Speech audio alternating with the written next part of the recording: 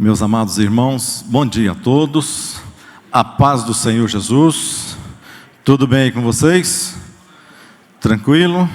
Essa manhã nós vamos estar falando um assunto bastante importante, que às vezes tem tirado o sono de muitas pessoas, às vezes não tem deixado pessoas desenvolver a sua vida, tanto emocional como a sua vida com Deus. Isso tem causado às vezes um desgaste muito grande, e elas não têm conseguido superar isso. Nós vamos estar falando hoje de uma palavra que se chama ressentimento, cura dos ressentimentos. Eu creio que Deus, Ele tem sempre algo a estar nos ensinando. Deus tem sempre algo a estar colocando no nosso coração para que a gente possa fazer disso um aprendizado e que possa trazer crescimento espiritual para a nossa vida.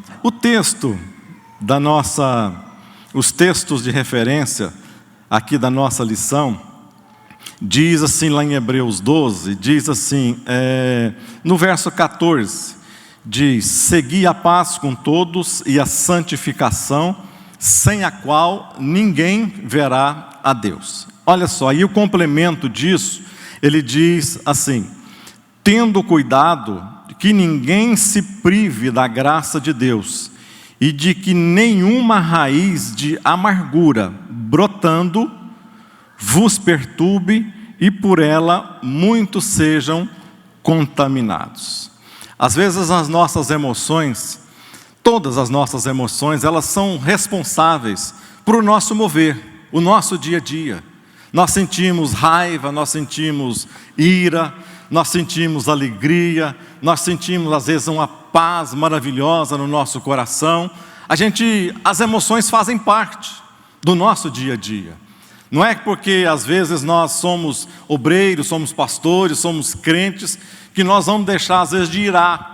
Tem muitos momentos que a gente ira, mas a Bíblia diz o quê? Irai-vos, mas não pequeis. O que é o não pecar? Irar você pode, mas você não pode o quê?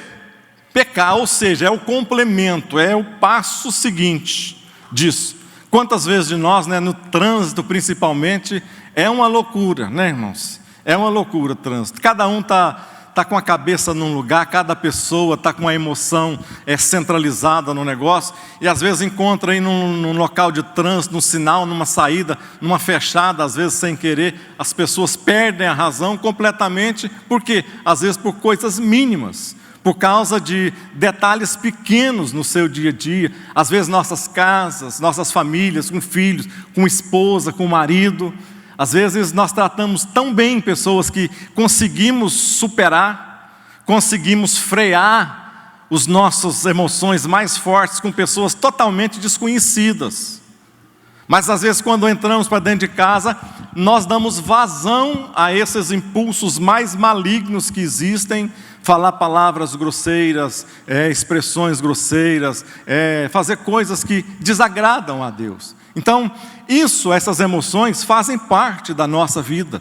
Não tem como nós ficarmos com isso. Eu achei interessante que um médico antigo, lá da antiguidade, talvez depois de Hipócrates, seja o médico mais famoso que teve ali no segundo século, depois de Cristo. Olha só como ele teve percepção para falar algumas coisas. Ele disse assim, que nos recônditos da nossa alma, olha só, nos recônditos da nossa alma, estão ali escondidos as maiores doenças que nós podemos ter. Isso um cara falando há 1900 anos antes de nós descobrirmos, ter ciência, para nós descobrirmos essas coisas. Então, o que isso fala conosco? Que isso não é novo, que não é novidade na nossa vida. Isso não tem nada de novo. Na nossa mente, presta atenção, na nossa mente, nas nossas emoções, nas nossas reações, nós temos 3 coisas na mente. Nós temos o nosso consciente. Nós vamos fazer uma pequena introdução aqui, para você entender algumas coisas. Nós temos o nosso consciente, nós temos o nosso subconsciente, e nós temos o inconsciente. Isso aí determinado por várias pessoas, Jung, Freud e um bocado de gente, aí Augusto Cury, que é dos livros que quando eu comecei às vezes a estudar sobre isso, eu li todos os livros do Augusto Cury, que falava sobre isso, uns 12 livros, e uma tese de mestrado que ele tem também falando sobre essas memórias. Então, a nossa memória consciente, para você entender melhor, e para ter mais facilidade, sem entrar em detalhes técnicos, porque eu não sou médico, não sou técnico, às vezes tenho um aprendizado, mas não sou nenhum cientista nesta área. Mas o que acontece? Na nossa consciência, é como se você fosse, imagina que toda a sua memória fosse um computador. A sua memória é um computador. E ela divide, então, no seu consciente, é como se fosse o teclado. O seu teclado. Tudo que você digita ali no seu teclado, ele vai automaticamente, se você tem um monitor, vai fazer o quê? Tudo que você digita vai estar saindo no seu monitor. Isso faz de que você não precisa pensar para andar, para trocar de marcha. Isso, o seu cérebro já está acostumado com isso. Para você responder alguma coisa, isso já está acostumado. Isso é nosso consciente. Quando você viu uma imagem lá você olha para uma imagem dessa aqui, não precisa ninguém escrever para você que isso aqui é flor. Já tem delimitado, porque você já está continuamente com isso aqui. Então isso está no seu consciente. O seu subconsciente é o quê? Se fosse um computador, se o consciente é um teclado e um monitor, o seu subconsciente é como se fosse a memória RAM que você tem. A memória RAM em um computador é aquela memória que fica ali, ela guarda tudo que você está fazendo ali em momentos, para você não perder aqueles dados, não precisar acessar eles novamente.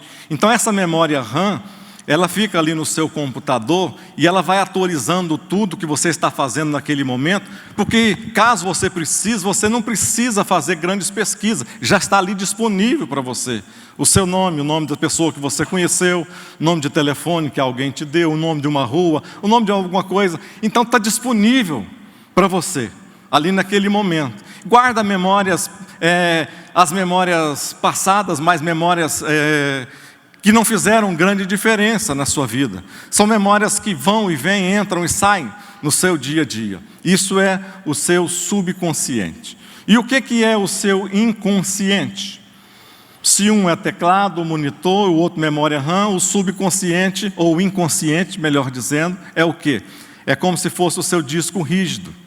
Você vai gravar no seu disco rígido. Então o nosso cérebro ele vai gravar algumas coisas. No nosso disco rígido, vai ficar fixo essas imagens ali. As nossas emoções mais primárias são gravadas nesse disco rígido. Assim como num computador, para você acessar, você tem que estar disponível esse disco rígido. Se você tirar o disco, você não tem acesso mais a essas informações no seu computador. Então, quando o cérebro, e é uma maneira do cérebro também, ele se precaver. Por você ter passado algumas emoções fortes, às vezes o cérebro já sabe, e ele vai lá nessas memórias primárias, ele busca essas informações e salva você de algum momento, para você não morrer, para você não fazer coisas tão erradas, às vezes que você já fez lá no passado, e sem pensar muito você consegue realizar essas ações. Então, entre o consciente, o subconsciente e o inconsciente, existem essas diferenças básicas. Por que eu estou dizendo isso? Porque as nossas emoções mais fortes, aquelas que nós não temos controle, elas estão no nosso inconsciente. Aquelas memórias que nós não temos acesso a elas. Augusto Cury chega a dizer que é como se fosse uma gaveta, que a gente vai acumulando coisas quando você sofre, às vezes, uma decepção muito forte. Quando você sofre uma emoção muito forte, uma criança, por exemplo, sofre uma emoção muito forte, um impacto, isso vai ficar gravado permanentemente no seu cérebro. Então essa gaveta, no momento em nós vamos acumulando essas gavetas, nós pensamos que elas não existem. Nós pensamos que elas não estão lá, mas elas estão lá. Augusto Cury chega a dizer que nós não conseguimos de maneira alguma modificar nada, ou não modificar, mas anular o que está no nosso inconsciente. É impossível nós anularmos o que está no nosso inconsciente. Mas eu achei interessante ele nessa tese que ele tem, que ele fez, acho que foi um pós-doutorado que ele fez. Ele diz o seguinte: nós não podemos fazer com que sejam apagadas as nossas memórias, mas a gente pode editar essas memórias. De que maneira? A gente vai e busca, às vezes, no momento que você sofre uma emoção negativa, você pode, ao invés de ficar fazendo com que isso venha, vá, uma palavra para ressentimento, igozijai, que é do hebraico, significa o quê? Pesar duas vezes. É como se você contasse ou pesasse duas vezes. Você ser ressentido, ressentimento, mágoa, amargura, às vezes vão chegar em alguns detalhes, só muda a maneira de se pegar essas palavras. Mas imagina o seguinte, então, vamos falar sobre esse ressentimento. Uma pessoa com ressentimento é uma pessoa que está contando ou pesando duas vezes. Ou melhor dizendo, expressando, é uma pessoa que está sentindo novamente. O que é ressentir? O que é ressentir? É sentir duas vezes ou sentir de novo. Uma pessoa ressentida, ela está fazendo o quê? A informação vem na sua mente, ela continua. Talvez a palavra mais fácil de nós entendermos, você já viu alguém falar assim para você: ei, quando você está pensando em alguma coisa, o que você está ruminando aí? Você já viu alguém falar isso? O que você está ruminando aí? O que é ruminar?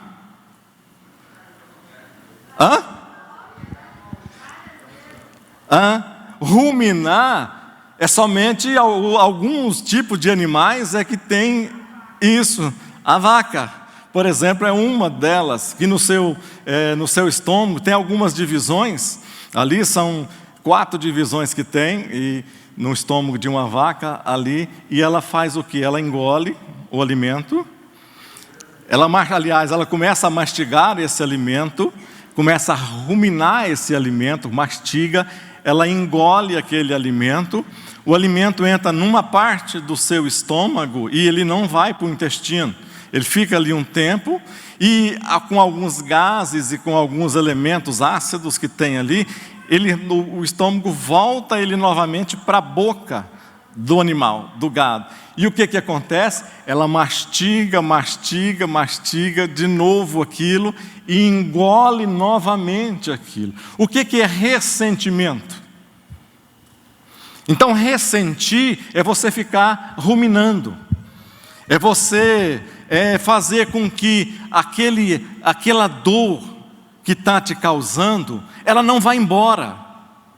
É como disse Augusto Cury, você não faz a edição ou reedição do registro no seu cérebro. Toda vez que nós fazemos um registro no nosso cérebro, nós podemos fazer ele melhorado, de uma maneira diferente.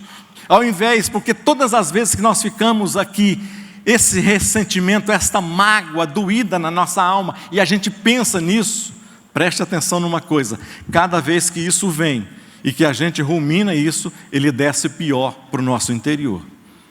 Nós podemos fazer diferente. Nós podemos, ao fazer essa edição desse registro no nosso cérebro, tão ruim que causa a dor, nós podemos colocar nele, quando está ali visível, palpável em nós, nós podemos pensar de uma maneira diferente, editar esse registro. Sei lá, que exemplos que a gente poderia dar para melhorar esse entendimento. Ressignificar, né? Ressignificar, ou seja, você está com raiva, alguém no seu trabalho fez algo terrível contra você, e você ficou ali com esse ressentimento na sua alma. Então todas as vezes que você pensa, aquilo dói, traz angústia, traz tristeza no seu coração. Então o que a gente pode fazer? Quando aquilo vier na sua mente, quando aquilo estiver na nossa mente, Nós podemos tentar pensar de uma maneira diferente. Será por que essa pessoa fez isso? A Marisete, às vezes, quando eu quero ficar bravo no trânsito com alguma coisa, ela fala assim: nossa, essa pessoa, às vezes, quem sabe está querendo levar uma pessoa para o hospital, nesse momento.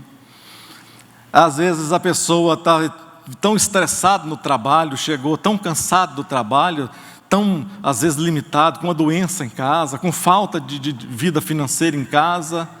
O que é a palavra que o pastor Leandro colocou? Ressignificar. Então, quando nós editarmos esse registro ruim, que nos causa tão mal, nós podemos dar a ele um outro significado. Obrigado, pastora Teresa. Atribuir a ele novos valores. Então, quando nós engolirmos, entre aspas, esse registro novamente, ele vai ficar lá no mesmo lugar, na mesma caixa do nosso cérebro, lá no nosso inconsciente, às vezes, mas agora ele já vai ser arquivado de uma outra maneira. Então, quando ele vier novamente, ele não vai causar tanta dor mais em nós, porque nós já colocamos um outro significado naquilo que nos fazia sentir dor. Quantos estão me entendendo? Diga amém. Vamos mais para frente um pouco aqui. O texto fala que eu li aqui, ele fala de raiz de amargura. Raiz de amargura. O que é uma raiz de amargura? Que o texto fala. Ele diz que, eu vou ler aqui só para nós entendermos. Olha só, ninguém se prive, ou seja, fique sem. Ninguém se prive da graça de Deus, e que nenhuma raiz de amargura brotando vos perturbe, e por ela muitos são, o quê? Contaminados. O que é uma raiz de amargura? Uma raiz é aquilo que cresce para baixo, subterrâneo. Quando nós estamos amargurados, rancorosos, tristes, magoados, às vezes ninguém vê o que está no nosso interior, o que nós estamos sentindo, quais as nossas emoções, porque é uma raiz, às vezes, que nós ficamos nesse ciclo vicioso, ela vai crescendo, toda raiz cresce, preste atenção. Raiz é o que nutre toda a estrutura determinada de uma árvore. A raiz é responsável por levar todos os nutrientes que ela busca, e ela vai levar não só para o tronco, mas ela vai levar para toda a estrutura da árvore, folhas, flores, frutos. Ou seja, uma árvore que tem raiz boa, é uma árvore que vai dar o quê? Frutos bons. Ela vai crescendo.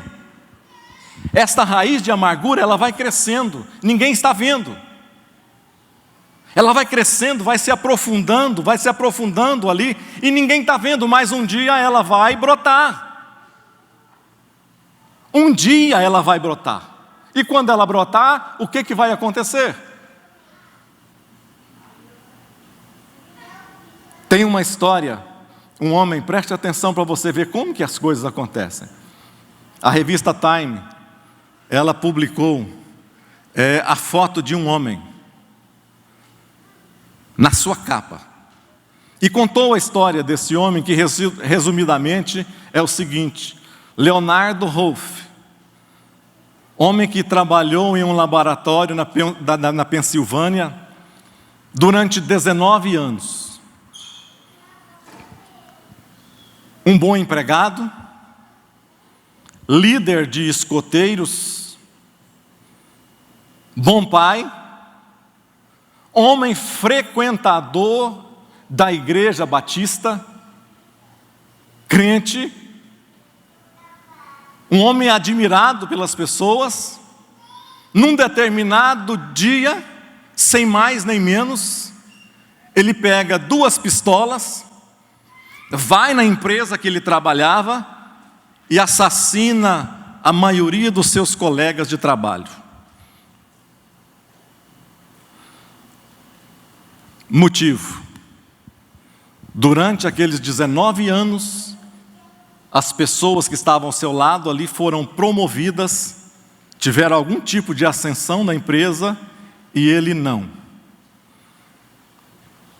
A capa da revista Time, com o rosto daquele homem, impresso, colocada embaixo as seguintes inscrições: homem responsável, respeitável e ressentido. O que eu estou dizendo para cada um de nós? Se nós não tivermos consciência que todos nós precisamos de algum tipo de cura na nossa alma, isso vai crescer, vai ficar e se espalhando, porque isso não atinge somente a mim, não atinge somente a você, mas atinge todas as pessoas que estão ao seu lado. Ao invés de você simplesmente colher dos frutos que esta raiz está produzindo amarga, as pessoas que estão do seu lado também, elas vão estar colhendo desses frutos, infelizmente. Então o que nós temos que fazer, pastor? Nós precisamos fazer com que a raiz de amargura na nossa vida seja sarada, seja curada. Quem foi que jogou Foi Eliseu que jogou, estou lembrando aqui, foi Eliseu que jogou o pau lá na pedaço de madeira, não foi? Na água que estava amarga? A água, a cidade era boa, a cidade era maravilhosa, a cidade tinha palmeiras, a cidade tinha coisas tremendas, era boa, mas a água da cidade não prestava. E Eliseu fez o quê? A água era amarga. Me veio na minha mente essa história. A água era amarga. O que Deus fez? Falou para ele: olha, vai lá na água e coloca lá na água. E ele pegou um pedaço de pau. O que eu faço com isso? Joga na água. Ele joga na água e a água sara. O que foi que Deus fez? Para curar alguma coisa que estava ruim, a cidade era boa, todas as coisas eram boas, mas precisava curar uma coisa pequena. Nós às vezes podemos querer, não queremos, mas podemos ser como esse homem aqui. Talvez você não vai sair assassinando com uma pistola pessoas no seu lado, mas você vai estar causando dores para as pessoas que te amam, pessoas que você ama, pessoas que te respeitam, pessoas que te admiram. Por quê? Porque uma raiz de amargura, um ranço na nossa alma foi crescendo, crescendo, e nós não fizemos nada para que isso pudesse ser sanado. Diga misericórdias. Às vezes, quando isso acontece, podemos estragar a nossa família, nosso ambiente de trabalho, podemos estragar todas as coisas que estão próximas de nós. Isso quando acontece às vezes, dentro da nossa casa, dentro do nosso lar, isso tem que ser prioridade. Prioridade. É o que a Bíblia citou aqui como um exemplo, no nosso texto, da nossa lição. Quando houve ali, não equitativamente distribuição de amor entre a família de Jacó e de Esaú, onde o texto fala, onde o pai amava um, a mãe amava o outro, e criou-se divisão, criou-se ressentimento no coração disso, a tal ponto que uma hora passou a perna no outro. Não só passou a perna no outro, mas desestruturou todo um ambiente familiar. Todo um ambiente familiar foi mudado, foi alterado. Esaú ficou com seu coração amargurado. Imagina, irmãos, isso é fácil para nós olharmos hoje. Mas olha para você, olha para a sua família, o que você tem colocado, às vezes com primos, tios, avô, avó, pai e mãe, às vezes o que está passando no seu coração agora. Nós olhamos para Esaú lá atrás. Esaú ficou durante mais de 20 anos, com seu coração ruminando todos os dias: o dia que eu encontrar o meu irmão, eu vou matá-lo. Mais de 20 anos. Por causa de uma mágoa, de um rancor. E que só foi curado quando um dos dois encontra com Deus, tem um encontro com Deus. Quando é que nós vamos ser curados das nossas amarguras? Os nossos registros vão ser reeditados, a nossa história vai ser mudada, a nossa mágoa vai acabar, vai sumir, vai desaparecer, o nosso rancor já não vai ser tão fétido mais. Quando nós nos encontrarmos verdadeiramente com Deus, pedir misericórdia, pedir clemência, dizer para Deus: Deus, eu estou doente, a minha alma dói, a minha alma está aflorada, a minha alma está apodrecida, a minha alma está angustiada, amargurada, eu não tenho remédio para ela, somente o Senhor é capaz de me dar esse remédio. Então Esaú ficou durante mais de 20 anos procurando o seu irmão para matar. Mas na volta, ele estava tudo pronto para matar. Jacó encontra com Deus. O coração de Jacó é mudado, é transformado.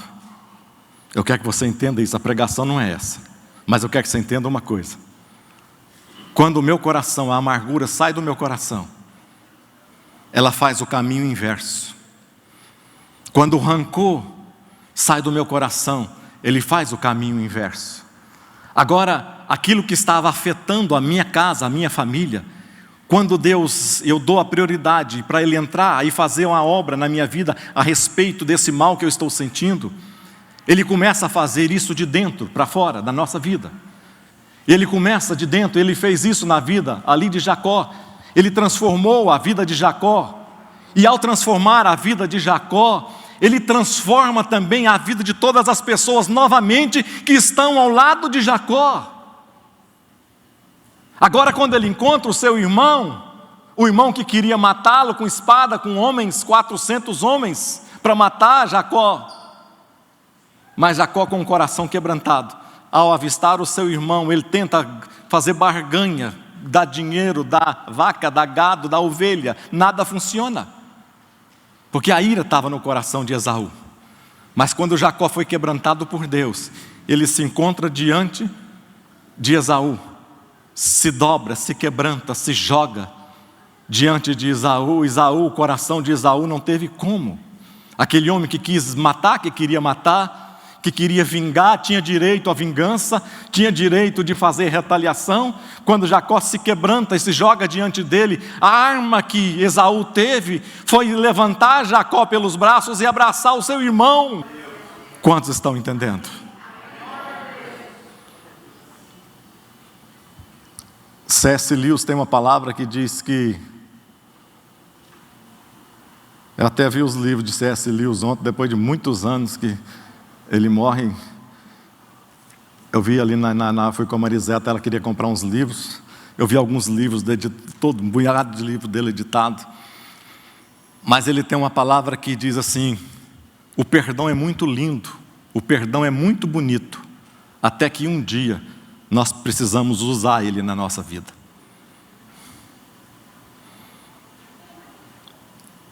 Perdoar é muito teórico, é muito bonito, chega a ser ufanista, até o momento que acontece na minha vida, na sua casa, na sua família.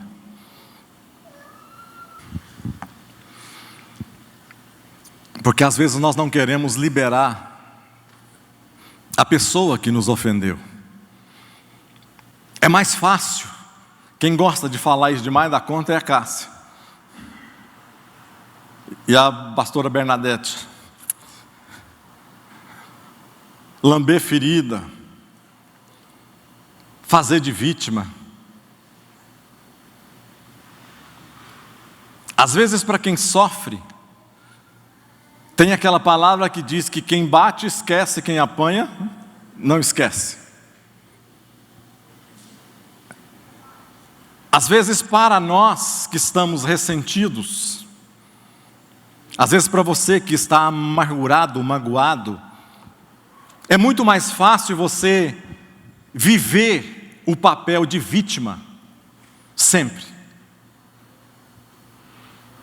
Porque se você fizer isso, ou se nós fizermos isso, parece que nós não vamos estar deixando a pessoa sair da nossa vida sem pagar o que ela fez. Parece que em cada momento que nós sentimos uma dor no nosso coração, é como se nós colocássemos na nossa mente novamente, a nossa visão, aquela pessoa diante de nós, e a nossa raiva, a nossa mágoa fizesse mais um pouquinho, ela acrescentasse um pouco, e nós é como se disséssemos assim: não, você está novamente diante de mim, eu não abro mão da minha vingança contra você, um dia você vai me pagar. A vingança, como é que é? A vingança se come crua, né? É isso? Prato frio. Mas não é assim que Deus nos ensina.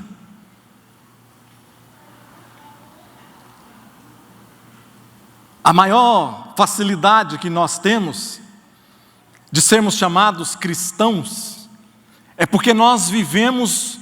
Tem um livro que chama Em Seus Passos, o que faria Jesus? Não sei se é do Kenneth Hagin, acho que é do Kenneth Hagin. Foi longe,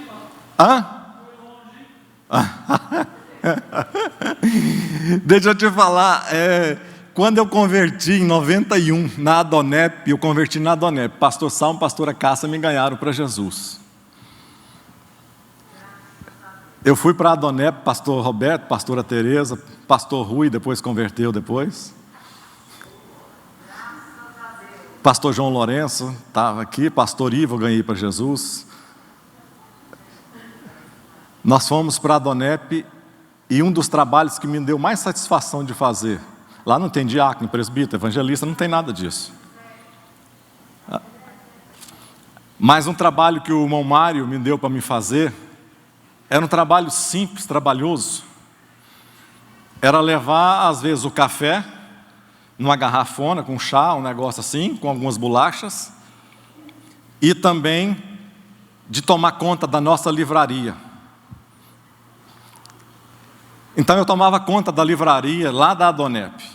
E na época quem estava em pauta, quem estava por cima ali, quem estava, a sua literatura era Marilyn Hickey, Benny Hinn e o Kenneth Hagin.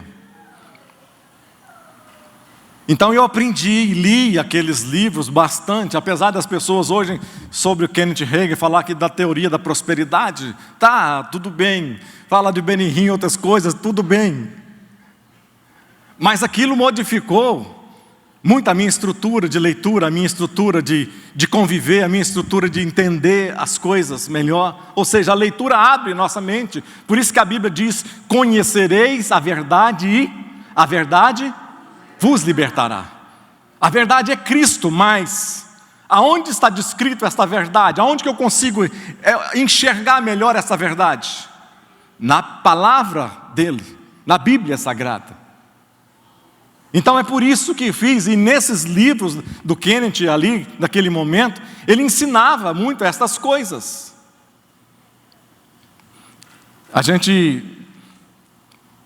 Normalmente a gente, para ficar com esse papel vitimizado, a gente não quer esquecer, nós não queremos deixar a pessoa ir, nós queremos que a pessoa pague pelo aquilo que ela fez. E isso não é vontade de Deus na nossa vida. Por isso que Jesus trouxe o ensinamento quando Pedro estava falando, Jesus falando sobre perdão. Pedro que se superou. Às vezes é isso que nós fazemos. Pedro disse para Jesus: Senhor, até quantas vezes eu devo perdoar o meu irmão? Normalmente os judeus, quando eles perdoavam muito, eles perdoavam, que se era contado para eles, eles perdoavam 3 vezes. E Pedro fez algo sobrenatural para um crente da época. Para alguém que conhecia toda a lei, toda a estrutura da lei, conhecia como se manifestava sobre perdão. Pedro disse para Jesus: Senhor, 7 vezes está bom? Eu devo perdoar 7, está bom? Ou seja, era do dobro mais do que ele conseguia fazer. Era mais do que o dobro, ainda sobrava um pouquinho do que ele conseguia fazer no seu íntimo. E Jesus falou o quê? Você deve perdoar 70 vezes 7 por dia. Ou seja, alguma coisa impossível. Impossível em nós. Mas não é impossível para as pessoas. Não é impossível se nós nos colocarmos nas mãos de Deus. Ele pode fazer isso por nós. Eu quero encerrar com... Deixe-me ver aqui, só um momentinho. Eu acho que tem algo importante ainda para nós fazermos um encerramento aqui. A maioria dos nossos ressentimentos eu coloquei aqui que são baseados em 3 tipos de relacionamento. Conosco, com o próximo e com Deus. O que é conosco, o que as pessoas dizem sobre nós, o que as pessoas pensam sobre nós e o que as pessoas fazem para nós. Comigo mesmo, talvez seja a parte mais difícil de fazer, é o perdão comigo mesmo. E a outra parte é com Deus, é saber o que Deus pensa ao meu respeito.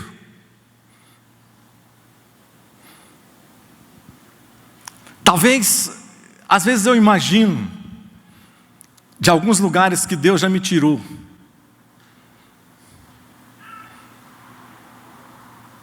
Às vezes eu me imagino, principalmente em momentos de oração,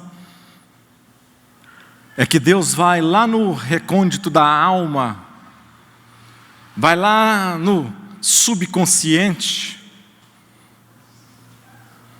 e tira aquela informação e traz ela fresquinha e coloca diante de mim. Sabe, a coisa mais difícil de perdoar, às vezes, somos nós mesmos. Por que pessoas às vezes se matam, suicidam? Por que pessoas às vezes vivem uma vida instável, uma vida sem alegria? Porque a mágoa traz rancor. E quando nós conseguimos perdão de tudo isso, o rancor é anulado. A mágoa traz sofrimento, o ressentimento traz sofrimento. A mágoa e o rancor nos escraviza. Deus nunca falou para nós vivermos uma vida solitária. Você pensa, então eu vou ficar sozinho. Mas Deus nunca falou para nós vivermos uma vida solitária. Tanto que quando alguém quer fazer com que um preso, alguém que está preso cometeu algo ruim, ele é colocado como forma de punição, na onde? Na solitária. Então Deus não quer de maneira alguma que nós possamos abrir mão disso, mas Ele quer que ao invés de nós ficarmos na solitária da nossa alma, escondido lá na nossa alma, que nós possamos clamar a Ele. Clamar a Ele. O salmista, no Salmo 116, é um verso que eu gosto muito, que fala sobre isso. O salmista, o sentimento que ele estava passando naquele momento, preste atenção.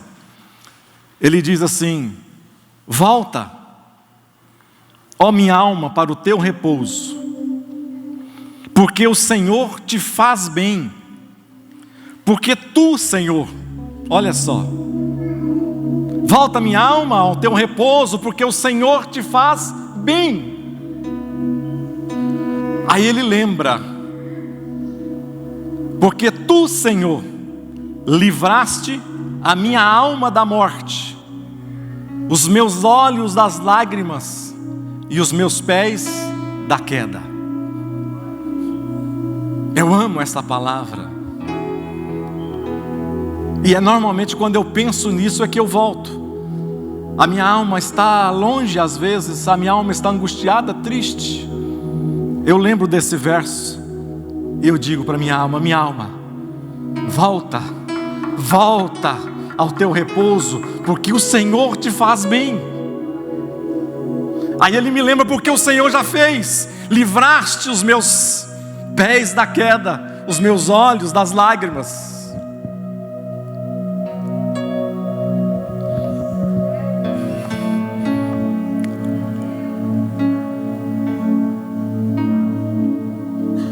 Teve um homem,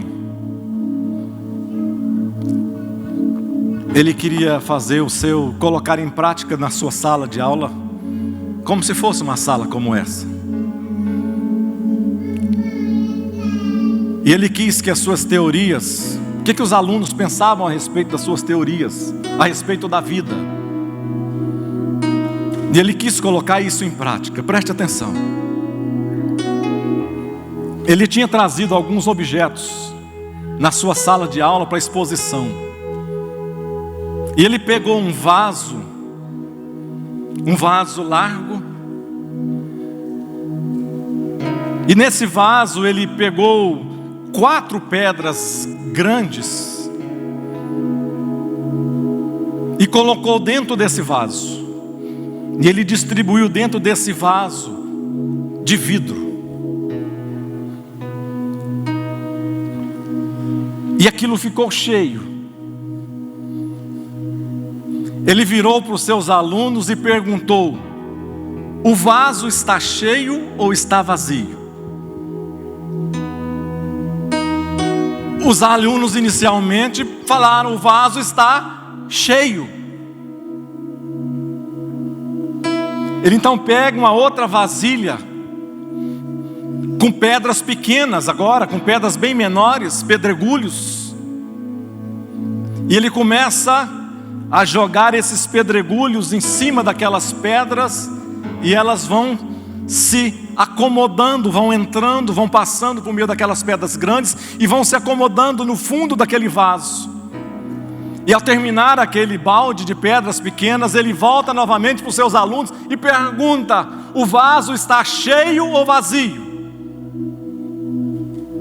Muitos ainda ficaram assim: agora nós não vamos falar. Mas alguns disseram: o vaso está cheio. Ele novamente pega mais outro vaso que ele tinha, outra vasilha que ele tinha. E agora a vasilha tinha cheia de areia.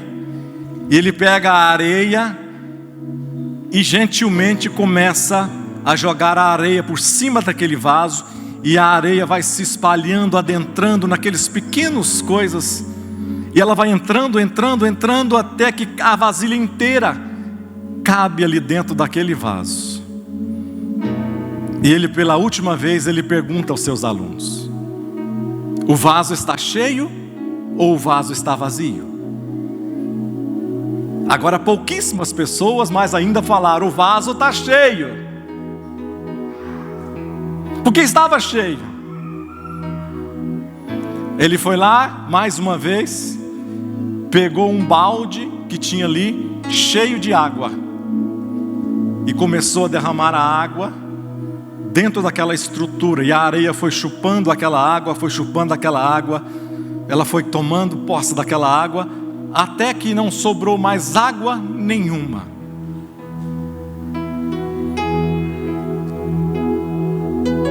Aí ele pergunta para os seus alunos mais uma vez: o vaso está cheio ou vazio?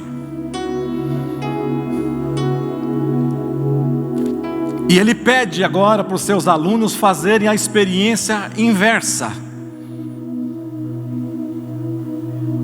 Ele pede que os seus alunos agora comecem em outra estrutura, outro vaso, a fazer a experiência inversa. Comece agora pela água. Jogue água, depois jogue areia, jogue pedregulhos e depois jogue as pedras grandes. Eles tentaram fazer isso. Não comportou. Não coube. Foi impossível, não nem na metade. O vaso já estava totalmente tomado. E ele perguntou para os seus alunos: o que vocês tiram desta experiência?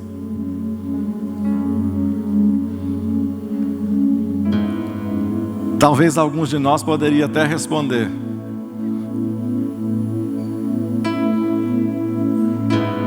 quanto mais problema nós temos, ainda tem lugar para mais problema.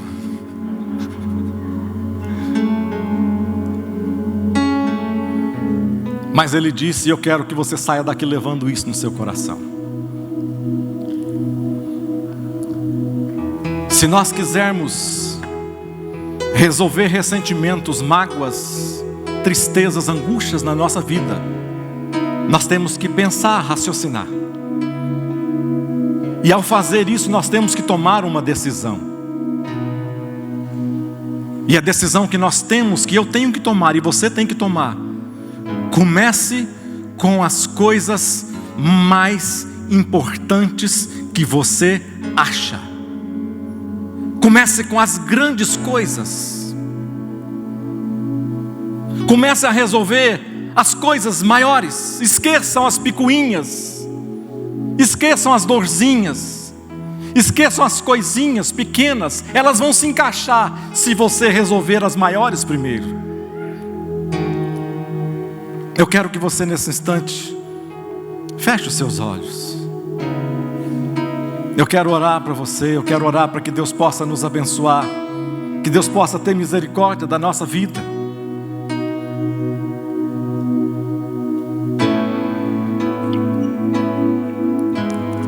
Eu estou te dando um tempo para você pensar em algo. Algo que só o Espírito Santo e você sabe. Que é coisas primordiais na sua vida que você precisa fazer e tomar a decisão. Perdão que deve ser feito. Perdoar é deixar livre, é liberar. Então eu estou dando esse tempo para você pensar. O que você deve fazer hoje, amanhã, segunda-feira? O que deve você começar com coisas grandes? Olhe para dentro da sua vida, dentro do seu eu, dentro da sua família, dentro do seu ambiente de trabalho, dentro da sua estrutura emocional. O que precisa ser mudado?